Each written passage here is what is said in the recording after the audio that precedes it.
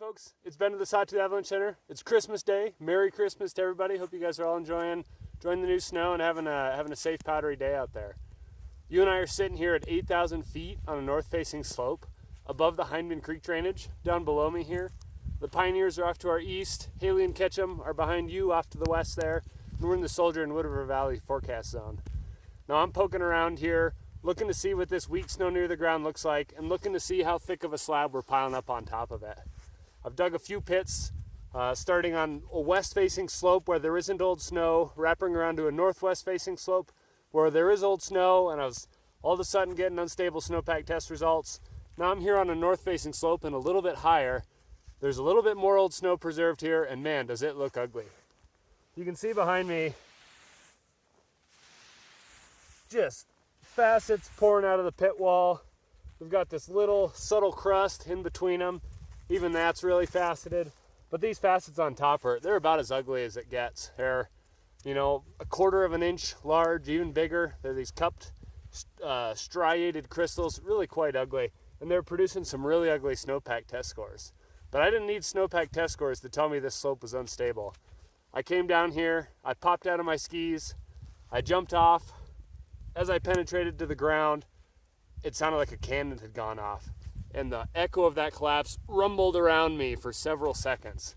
Had I been on a steeper slope, that would have been an avalanche. There are some steeper slopes below me here. Those could have avalanched because of that. This is the type of avalanche concern that we have with this type of weak layer. We're building this slab on top of it more and more with every flake that's fallen. It's still quite soft on top. That's new snow. We're going down, we're getting stiffer and stiffer slab. And, we got a bit of a meaty slab near the base here, even though that slab's only about 2.5 feet thick. But it's growing by the minute as we're piling snow on top of it. And this weak snow underneath is just teetering on the edge of instability. Let me rephrase that. This snow is unstable, but it's teetering on the edge of absolutely failing.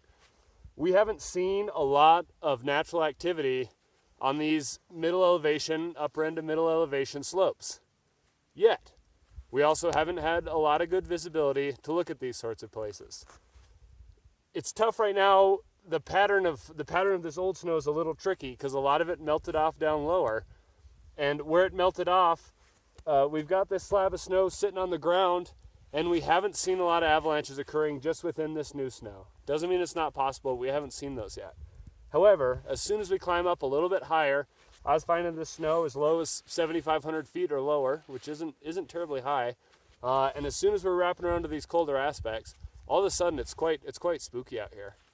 So if you're traveling around in this zone is the mountains, from Fairfield on over to the Big Wood, over to the drainage of the Little Wood, the Swede Peak area. All of these areas have snowpacks that look like this, where there's old snow preserved.